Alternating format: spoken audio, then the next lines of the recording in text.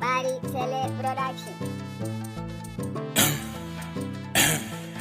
Yawa zarmalolon garba, inda ce zarmalolon garba. Daga ta bari sele mawakin TikTok, dama kai ma kana da labarin zarmalolon garba baya tashi.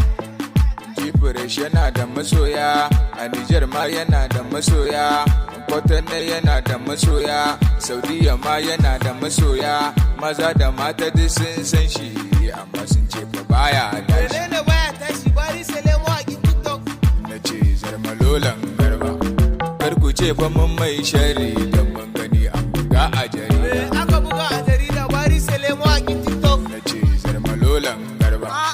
Bari sele mawakin TikTok banda sharri fa. Yaushe aka buga zarmalolon garba a jarida? Yawwa. An yi hira da ta ce abinsa baya tashi, mu da sai su ba.